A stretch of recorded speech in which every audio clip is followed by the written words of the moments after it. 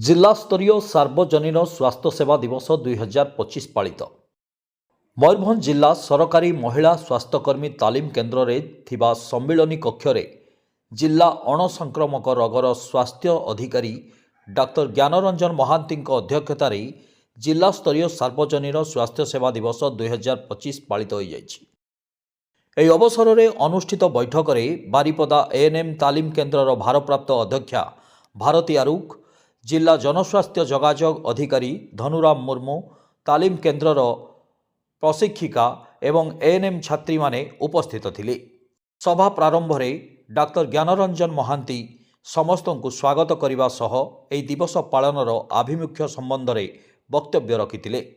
ଆମେ एक्चुअली सार्वजनीन स्वास्थ्य सेवा दिवस पालन करछु, जो कि समस्त धनी गरीब झील पुओ एवं जो रिमोट अंचल अच्छी समस्त को जमी स्वास्थ्य सेवा कहीं वंचित हेबे नहीं, समस्त को क्वालिटी स्वास्थ्य सेवा जोगे दि किसी पैसा खर्च हम नहीं, एफोर्डेबल प्राइस रे सब जोगे दि बिना मूल्य रे सब जोगे दि गवर्नमेंट किसी स्कीम है बर्तमान जो कि सरकारी डाक्तखाना तो स्वास्थ्य सेवा फ्री रे जगह होची, ता सहित प्राइवेट हॉस्पिटल रे भल भल प्राइवेट हॉस्पिटल रे लोकन को बिना मूल्य रे स्वास्थ्य सेवा जोगे दिया होची।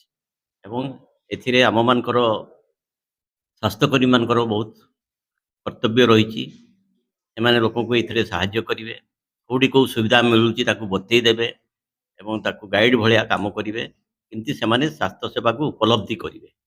स्वास्थ्य सेवा सुलभ कराइबा आमे चाहूथिबा आगामी कालीर सुस्थ समाज गढ़िबा ए वर्ष दिवस पालनर मुख्य वार्ता थिला बेले कार्यक्रम को जिला सहकारी जनस्वास्थ्य जोगाजोग अधिकारी गणेश्वर महांती परिचालना करने सह शेष में धन्यवाद अर्पण करथिले। Bureau report, spotlight India.